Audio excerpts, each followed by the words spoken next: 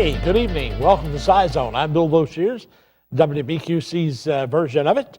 Tonight, till about 12 o'clock, if you're out there, thank you for joining me. And you might call your friends and tell them to sit down. No, I'm joking. Anyway, glad you're here anyway. Last night, I saw an interesting show. Went to the premiere. We didn't have a chance to put it up here, but the name of the show is Shutter. And I've had a comment from Annie, who lives in Forest Park, who wanted me to do something different. She's really tired of economics and politics and all that stuff that doesn't go bump in the night. But that's not going to happen. I'm sorry, Annie. There's a lot of information that needs to be gotten out. We only have about an hour here. So if you don't mind, I'm going to cover a lot of topics. Annie, thank you for your email. I appreciate you being here and a part of it. Excuse me. And the phone line's already started. Thank you. Appreciate that. The name of the movie was Shutter. And since the dawn of photography, there have been people claiming to have taken pictures of ghosts. Does it happen? You bet it does. Is it real? Most of it is when you see one, and it usually comes unexpectedly. Oh, there have been, a lot of fakes and so forth, but you need those to tell the difference. Excuse me. In this particular movie, an entity appears. I'm not going to ruin the movie for you, but I will tell you this. If you've ever taken a picture and there's been a white streak through it, or perhaps a face in the background, or maybe there is something that is between you and the subject, like a white, milky, smoky, gossamer-looking thing, you may have taken a picture of a ghost. And if you have, I can't return it to you, but if you can get me a copy of it or email it to me, bill@scizone.com, I'd be happy to put it up on the show and show people what you got. Anyway, this coming Wednesday night, another movie. You can go to WBQC.com, log on, and we will, you can register for tickets. And the name of the movie is Stop Loss. It's Wednesday night, 7:30. At the Norwood's Cinema Showcase. And if you're out there and would like to go to a movie, I'll be in the lobby. I'd love to meet you, say hello, and we'll enjoy a movie together. Have some fun. Anyway, the telephone number here is up on, well, it's not up on the screen, but it'll be up in a minute or a second or two. Let me quickly back up, and something else I wanted to add to that photo of the ghost. There's also another area. It's electronic recording of voices of the departed, people that have died or crossed over. And we're going to put some of those together for you. Hopefully you'll be able to hear them. What you do is you take a microphone and you put it to the speaker next to a radio that is assigned to a station that has signed off the air. And just put the microphone up there, ask a question, is there anyone there that would talk to me? And just put the mic up, let it run for about 10 seconds and take it down. The white noise is what you're going to record. And you'll play it back over and over and over until you hear, if there's a voice there, you'll hear it right away. It won't take long, you'll hear it. Is it for real? Yes. Where does it come from? The other side. Do I believe it? Oh, yeah. Do I practice it? I have in the past and had a lot of interesting information.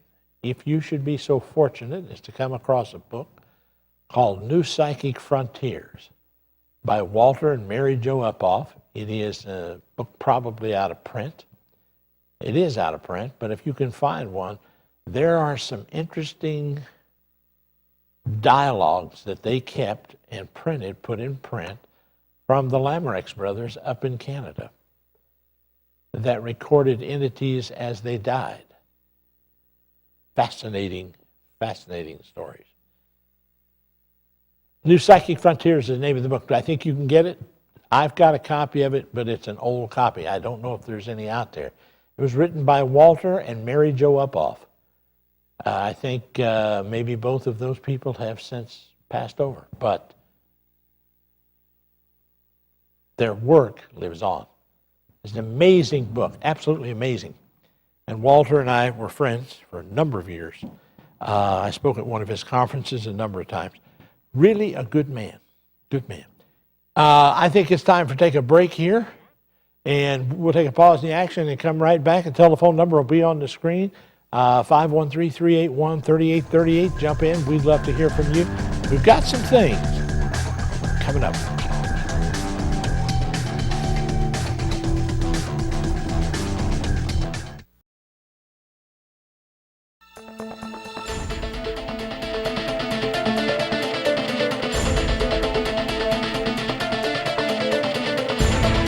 And we're back in the Scizone. I'm Bill Boshears, WBQC. Thank you for joining us tonight. The telephone number is 513-381-3838. Glad you're out there. There's a line open. If you want to jump in, we'll get to a little deeper topic in a minute. But first, Bruce is here. Let's see what Bruce has got to say. Bruce, how are you tonight? All right, how are you? I'm doing well, sir. It's a good show tonight on this subject. This week it's Bruce. How you doing? Oh, all right. Let me ask you a question.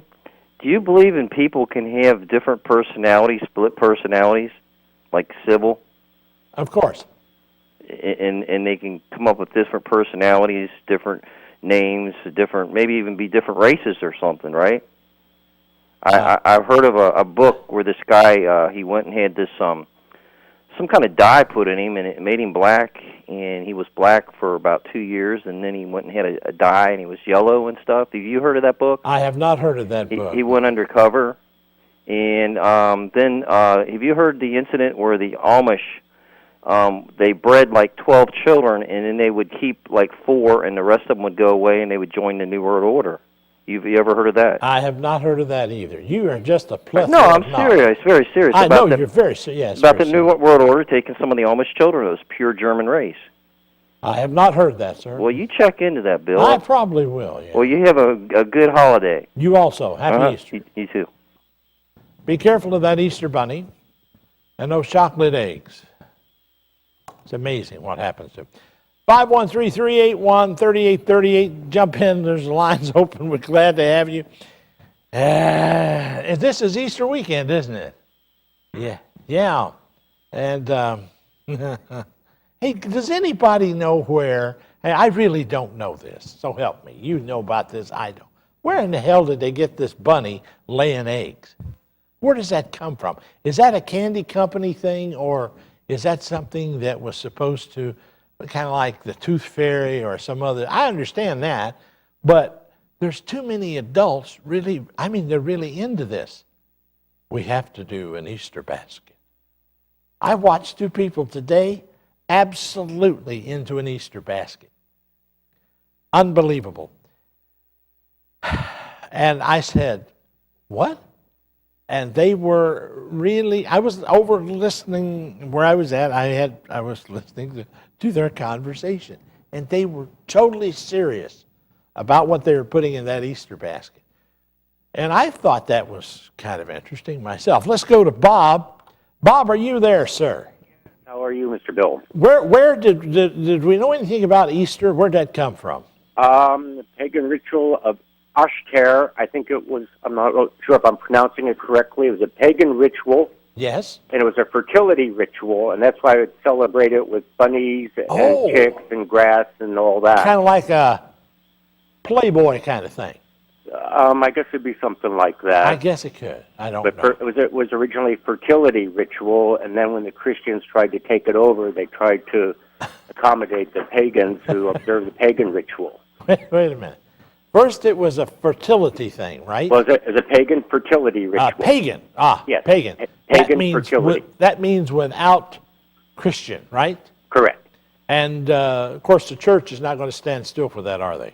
No, and then when they got involved, they tried to convert the pagans the Christianity, but to do that, they incorporated some of the pagan rituals. And, Well, is that where the bunny came from? The idea of fertility being a lot of it, or something? I think that's where it came from. The whole idea of little bunnies and eggs and I chicks, see. and especially baby chicks and stuff. I thought that somebody was trying to tell me that the rabbit laid the eggs, and I was having problems with that. I got to tell you, I have since I was a kid. But Bob, you have helped me immensely. Okay, well, I called for another reason, though. Go right ahead, sir. I think the book that gentleman was referring to is called Black Like Me. I don't remember the author's name, but I read it in 19... Didn't they make a movie about that or something? I don't know about a movie. I read the book, and this fellow went through a procedure that, in fact, darkened his skin, and he went to live for a period of time as a black person, and then recorded what his experiences were like. Uh-huh. And this goes back, when things were really bad, segregation and a lot of discrimination and such. Yeah. I wish I could think of the author's name, but I just can't. But it was Black Bob, Like Me. Maybe somebody can help us. Yeah, Black Like Me was the Black title, Like though. Me, but I have heard of the book, and I have heard of that. I appreciate it. Thank you, And sir. it was a legitimate thing. That guy wasn't kidding. It really happened. Oh, I'm sure. I'm sure it did. Right. I'm sure. Thank you, Bob. All right. Appreciate You're it. welcome. Let's go to Raymond, who's been there the longest. 381-3838. Jump in. Raymond, you're on the air, sir. Yeah, I was just going to say the exact same thing the previous guy said, that the Easter egg and the rabbit go to symbols of fertility. Ah, yes. So. Do you worship the rabbit? No, but I do consider myself a pagan. So. Oh, okay. Well, that's good. I got that. I'm glad to know that, Raymond. I was kind of worried about having a lot of pagans on the air this week, but I said I didn't care because this is a good show, and we have everybody here, pagans included. Raymond, thank you for that update. I appreciate it. Thank you, sir. All right, bye. See, that's all you have to do. That's all you just ask. These people know what they're doing. See, I'm ready to go now. I'm ready to get fertilization and eggs and all that other stuff that you get with that. That could be interesting. I wonder, I better not do that on the air. Anyway, we'll take another pause. The action. Be right back after this with your telephone calls and your opinions. Right here in the Scizone. I'm Bill Murphy.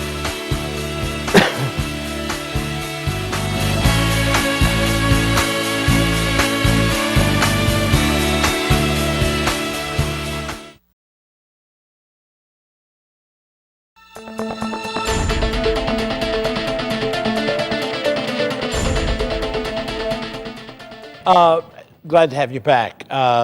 Into a serious note here, a few weeks ago I mentioned the top 10 Homeland Security contractors who had made the most money. And I didn't get through the whole list, and one of our email listeners corrected me and wanted to hear the rest of it, and I have them here, and I will impart them to you. By the way, I do not know where this came from, other than one of my producers sent to him, but I don't have an place where you can go, and I'm sure Homeland Security contractors, you could type in Google and go to top 10 Homeland Security contractors and get the same thing.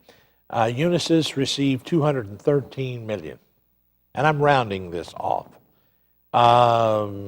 Integrated Coast Guard Systems, $206 million. L3 Communications, $171 million. Accenture, $136 million. Bose Allen Hamilton, $124 million. Northrop Grumman, $121 million. Number 7, General Dynamics, $98 million.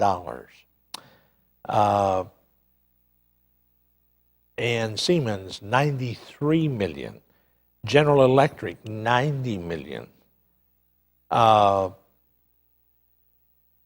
Apogen Technologies, $76 million. What I don't mind about this is that the money was spent in the United States. That part I can live with, because that meant that these companies made money at your and my expense. I'm not sure all of it was necessary, but because of, they're all duplicating a lot of IT services.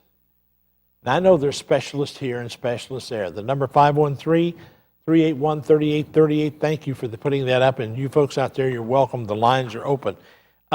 Why I'm taking the time to tell that is simply this. We got into a war on a falsehood. You can call it weapons of mass destruction. You can call it whatever you want. It was a falsehood. It still is. And there's no end in sight. I say no end in sight. Well, I'm wrong, because there is an end in sight. 303 days, 13 hours, and 40 minutes, he'll be out of office. 303 days, 13 hours, and 39 minutes, he will be out of office. God, it can't happen too soon. We are approaching a time in our history that it is going to change. You say, what's that? There's going to be some revaluing of our infrastructure.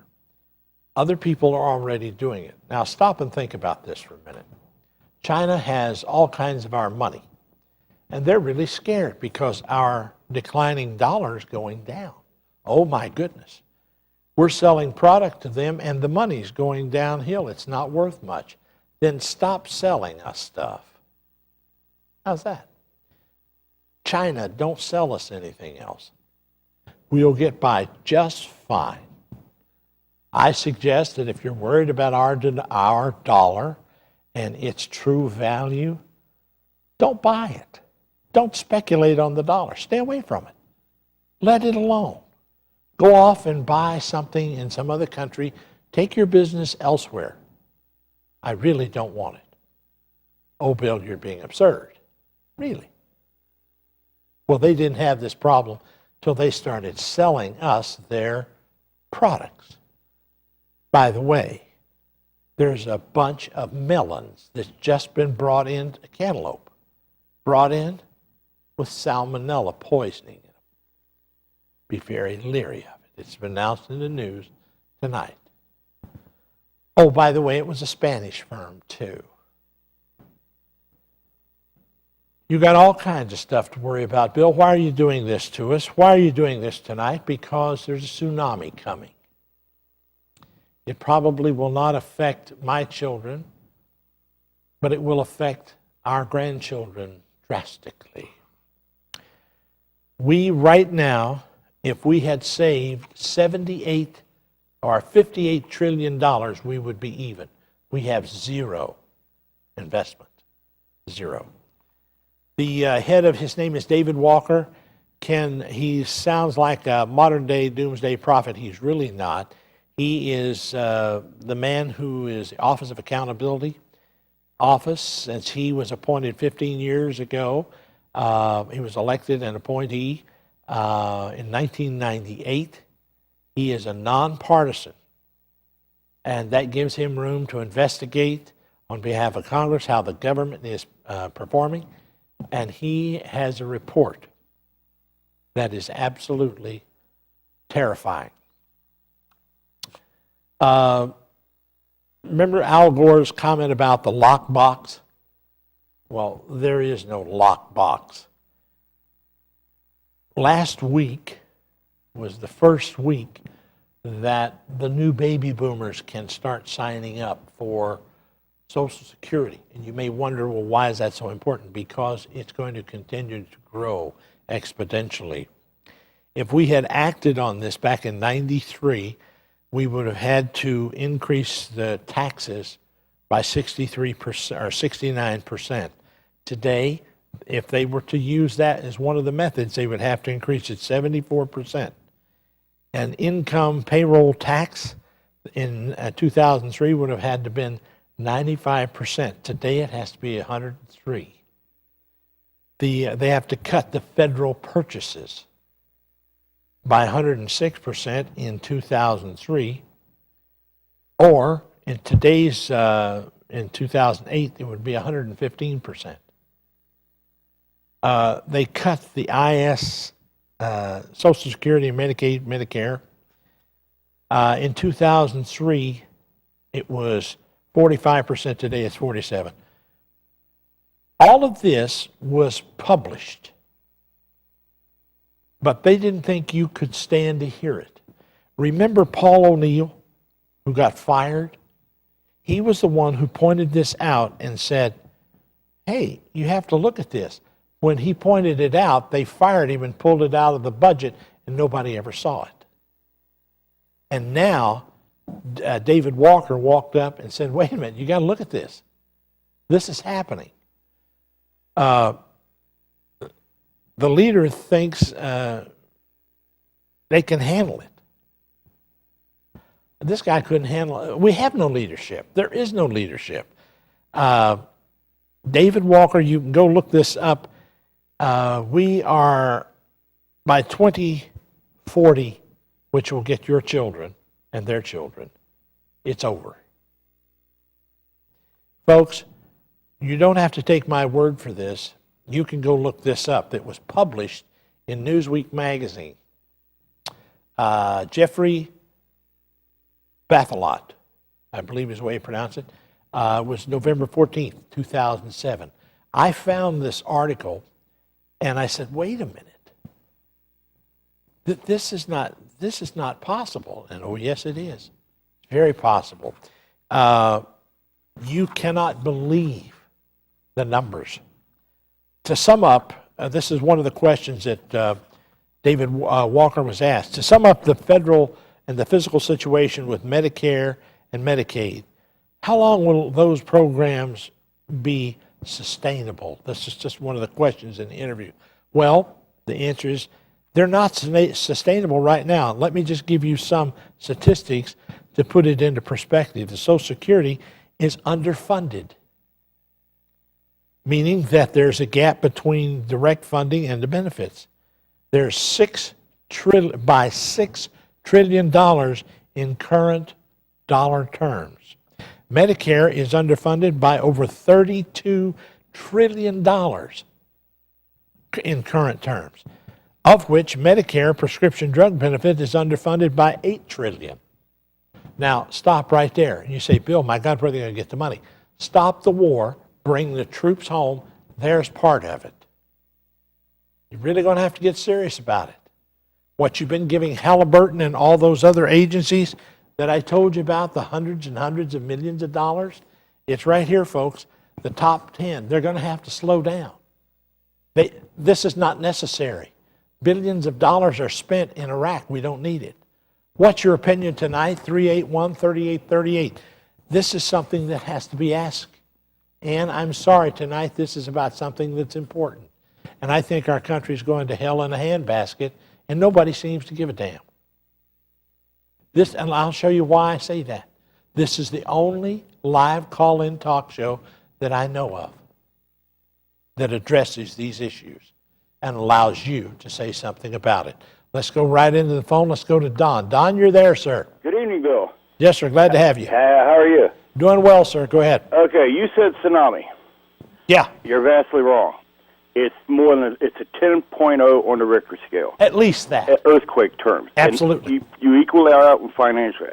Okay, I won't tell you the name of the company I work for, but there's a senior vice president there that's the head of payroll and all those departments of finance.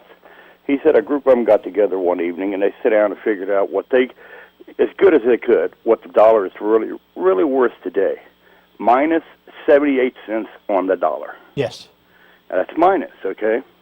In other words, he said, we don't have enough gold, silver, platinum, and what most people don't realize, we keep diamonds in reserve as a monetary thing, too, as well. Yes, yes. To pay this off.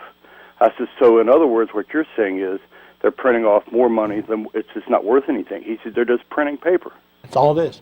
And he said, what I'd like to do is see all these companies, and I do as well, that, you know, that they're paying all these millions of dollars to for all these contracts to justify the 100, 200, whatever amount of million they get. I want it justified. I don't think you'll ever get it. Well, we'll never get it. Of course not. But you and I have to hold the powers that be at bay for this. Right. And let me explain what I mean by that. We have to start right now, you and I do, and register as independents. Yep. We cannot vote Democrat or Republican. We have got to go in, and you and myself and everybody else has to go down. I don't care if it's dog catcher.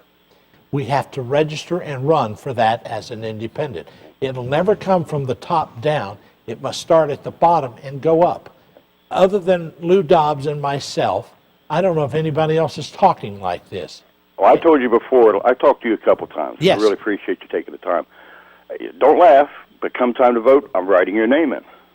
Well, I'm not laughing because I can't tell you how many people said that. Well. And it's my way of resisting it. We've got 500 million people in this country. It's going to hell in a handbasket, Yep. and they're ready to tell us. I got a letter here from the RNC. Here it is. From the RNC, a press release and briefing. McCain, he's not surprising. McCain, I'll get to this later. But the point that he's making is, he said, wait a minute, no, I'm going to veto all the pork barrel spending. Forget that. The pork barrel spending is in the country. Yep. I'm worried about it going overseas for a bunch of watermelons that I can't eat and a bunch of cantaloupe that are infected. But people don't seem to see that. And I got a scare this week because of my dealings with the Iraqi dinar and the people who have invested in the Iraqi dinar. We're going to talk a little bit about that. These people have a real hedge on the market. When the FX takes over the Iraqi dinar, there's going to be millionaires made all over this country. Overnight. And what I think they should do is invest locally in a local bank. Well, what scares me, too, is also how China's bought out our debt. Well, they bought it for what? Well, we wanted to get your trade. We want to get on your good side was what that was all about. Well, I guess what I'm saying is when it comes time when they put down on the table, say, hey, we want our money. Yeah.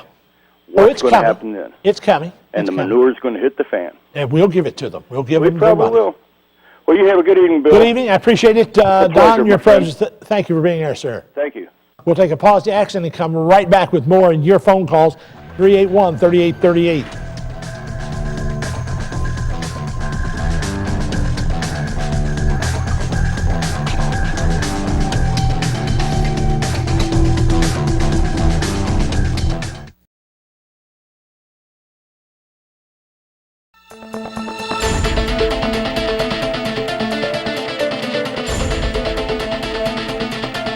We're back. Bill Bocheers, the Scizone on WBQC. Thank you for joining me. Let's go right back to the phones, take as many calls as fast as we can. Gilby, you're on the air, sir. Go ahead. Hey, Bill. Love your show. Thank you, sir. You're my hero. I can't. This is my favorite show, and I recommend it highly. Here it comes. As far as the war in Iraq, I think it's time to come home, but I still don't think it's necessarily.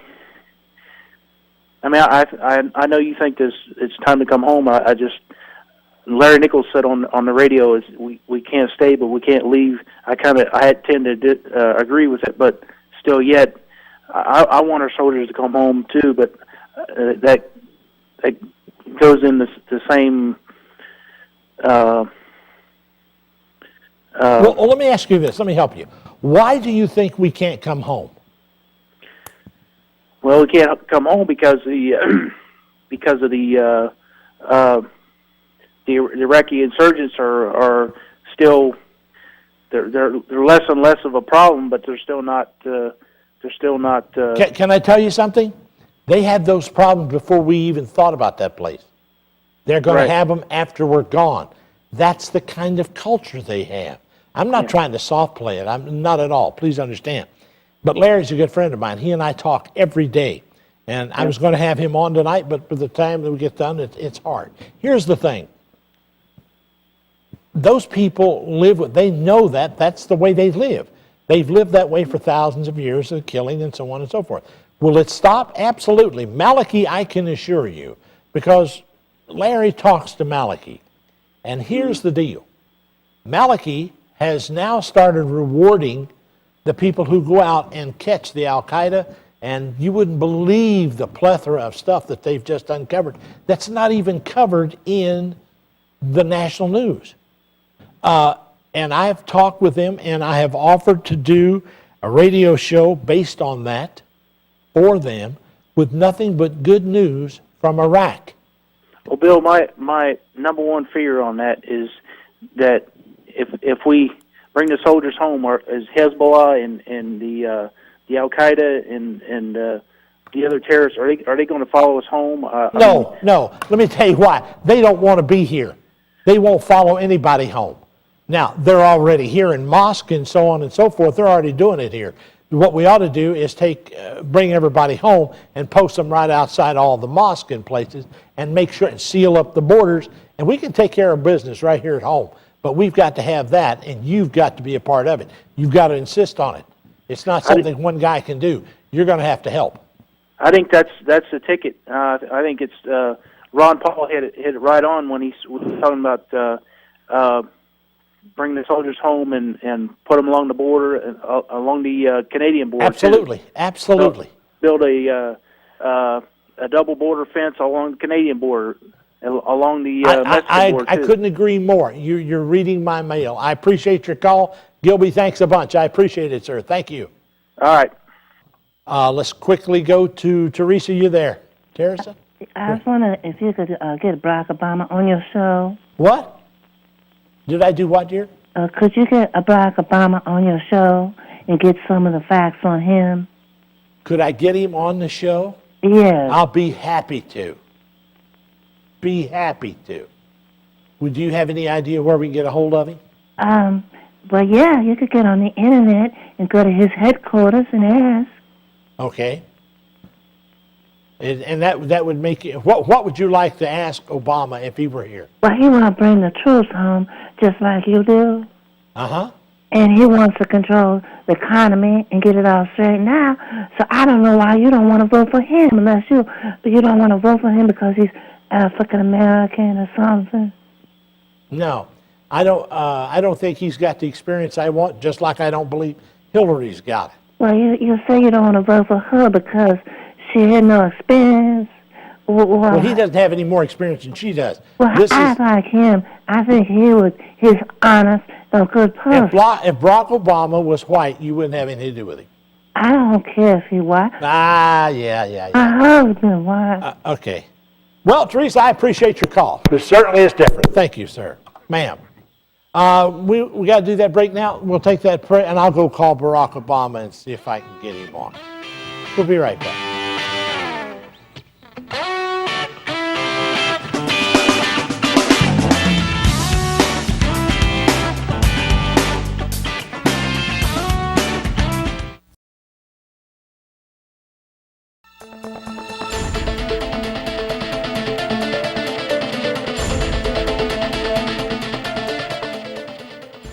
Well, yes, Senator. I'm sorry to call you at home, but we're doing a television show here, and I was asked to call you. And off of your website, I got this, and I did a Google search, and I'm asking you because they want you here to ask questions of you. They think, yes, sir, yes, we would. I'd be happy to, and you can have the entire hour. And we will talk. You can take questions from the audience. Yes, sir? Well, I don't know. I don't know that either, sir. Well, normally we don't pay guests. How much would you need? Just to make a donation to the cause? Okay, we'll probably come up with $25 or $30. We could probably even have an audience here. Well, I appreciate it. Would you do that? I really appreciate. Check your schedule. Yes. All right. And I'll get back to you, or you can get back to me right here. 513-381-3838. We'd love to have you. I'll do it. Yes, thank you, sir, and good night. And again, I'm sorry to bother you at this late hour. That's quite all right, sir. Thank you. Have a good evening. Have a happy Easter. He'll get back to us. How's that? See, you ask, we provide. I'm just telling you, that's what it's about. Where were we here? Let's go to Robin, who's out there. Robin, you're there. Oh, good evening, Bill. I guess you'll just have to settle for me, huh? I'll take it. I'll take it. Okay. Well, I've been listening and watching and calling in since the very first night that you were on TV. Oh, God, you're one. You get the big prize. You get All the right, prize. all right. Well, as far as your last caller is concerned, I don't care if our next president is pink, purple, blue, green, whatever. It's going to take at least 30 years to undo the damage of the last decade. I don't care who it is. If it's Hillary, I don't care who it is. Oh, you're reading my mail. Quit. A long time. Now, as far as a previous caller, Don, who was talking about the companies that you mentioned earlier on the air, that they should be held accountable. I think not only those companies should be held accountable, but also other companies in the country where the CEOs are making such huge amounts and cutting jobs, sending jobs overseas, cutting jobs, period, Robin, and so forth. Hey, Robin. Yes. Come here. I got a secret for you. Come here. Robin, there is no housing bubble. Oh, I know. Robin, it's a lending bubble. Exactly. See, hey, Bill. You know what it costs, Robin, to go through, if they take your house away, it costs $70,000. Yeah. You know what, Robin? If you just take that off the back end of the loan and leave them in the house, bring the payments down, reestablish it, you don't have to do anything. Well, I'll tell you, Bill. I'll tell you a secret. Tell me. I was just let go from my position. My position was eliminated. I worked for a local bank and a high-ranking position. My position was eliminated because of the market, because of everything that's going on. May I ask you what bank? It's a couple of digits here in town. Yeah, one with there's two numbers in it. Yes. Oh yeah, Fifth Third. Translated into 1 and 2/3. 1 and something like that. Yeah. Yes. Something. And where the CEO is making $5-6 million a year, but you can't even buy pencils and buy paper and so forth because there's such a cutback on supplies and people are being let go across the board. So what can you do?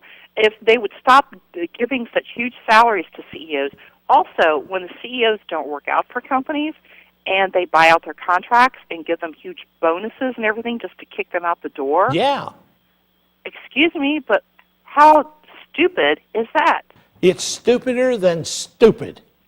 And what they've got, and you know why? Because they don't keep up. That's why if you always do what you always did, you'll always get what you always got. The trick is they haven't figured it out. If you're trying to placate the stockholders and make it look good over here, so we'll lay some people off over here and the bottom line will look good. Boy, that'll work. Until the bottom line next year has to be done the same way. We're not please let me tell you something. Robin, we're not in a recession. Sweetheart, we're looking dead in the eyes of a depression.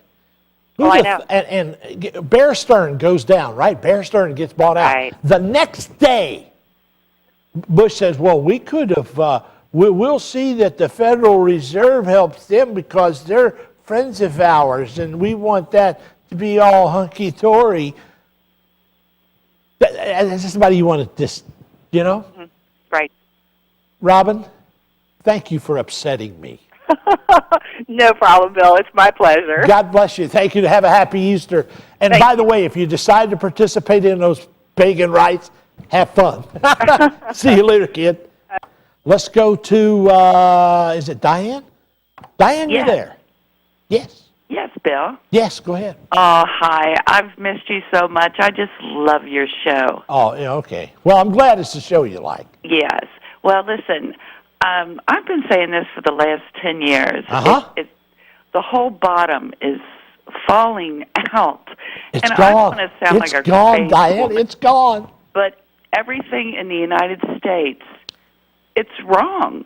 I mean, there's no aspect, there's no path, I don't care what you think about, it's totally, pardon my language, but it's really screwed up. That's not bad language. That's the truth. It is screwed up, and there's one way to fix it up. Vote independent. Well, what would happen if everybody in the United States, that's legal, everybody in the United States just don't go to work for one day? All of us just stand there and say, we've had enough. I mean, we've had enough.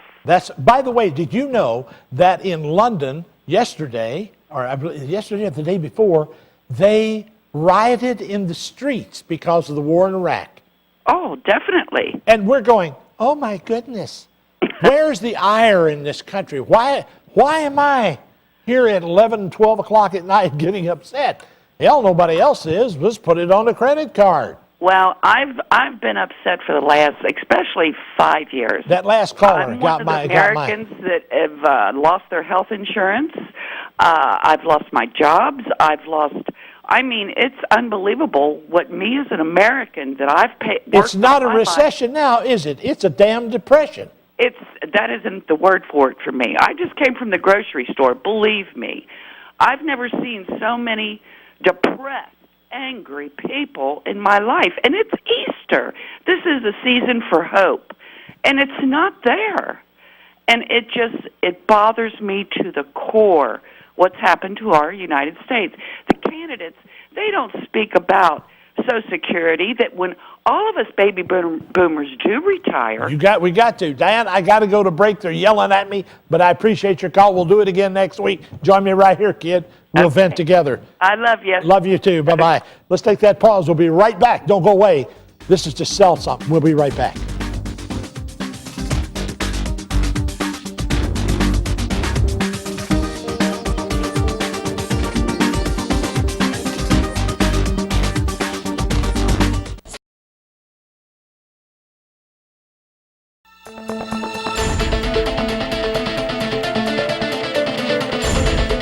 Yes, I have to go.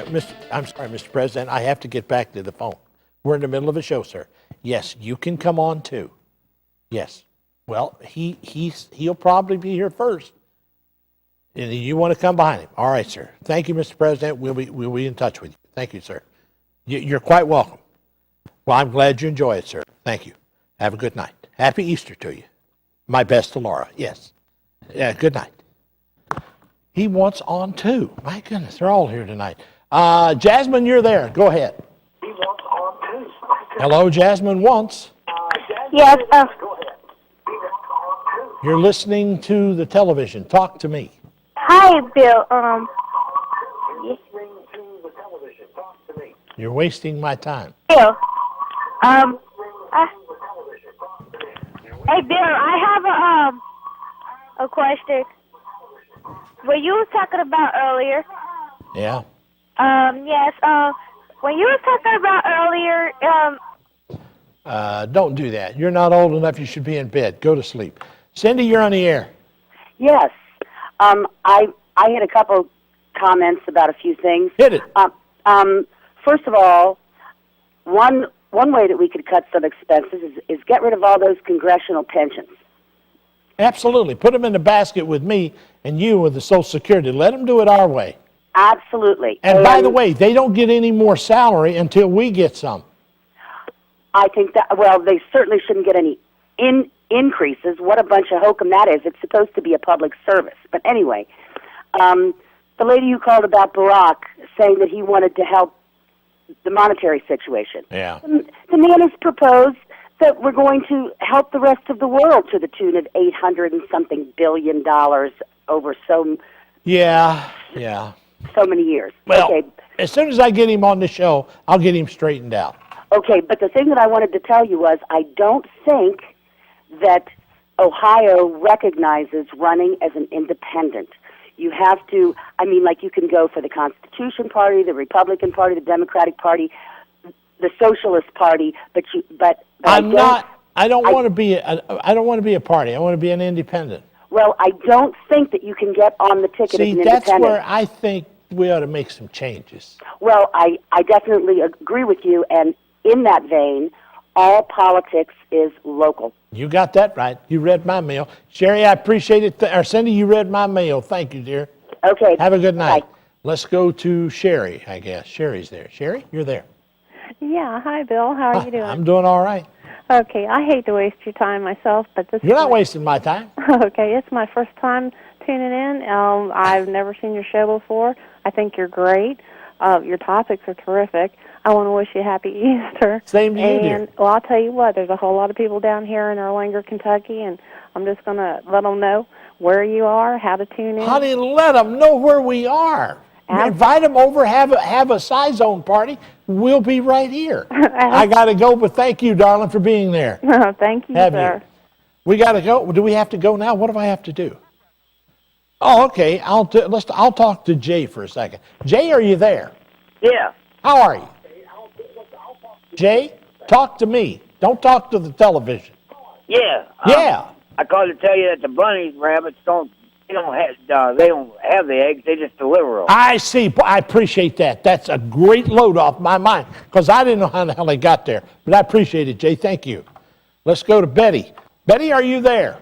Yes, sir, I am. Betty, what kind of clothes have you got on this late at night? Well... No, I'm just joking, Betty. I'm just joking. Don't tell me. Don't tell me, Betty. I won't tell you, sir. Okay, go right ahead. But I just want to praise you for having the backbone enough to stand up to these people. Hell, I'm just saying what everybody's thinking. Absolutely. And you have my vote any day of the week that you want to march on Washington. God I love will you. go with you. All right, darling. We'll get a Greyhound and go. So we really and truly need to do something about these elected officials. And I know you're short on time, so, sir, have a blessed holiday. And the same to later. you, my dear, and to all of you. Bye-bye. Thank you. Thank you, Betty. To tell you, this is Easter. It is a time to coming together and for patience and healing. It's a very spiritual time of year. Please take that time. Find that moment of solitude for you. And whatever you do, join me right here next week. I'm Bill Boshears. This is a Scizone. Have a great Easter. Good night.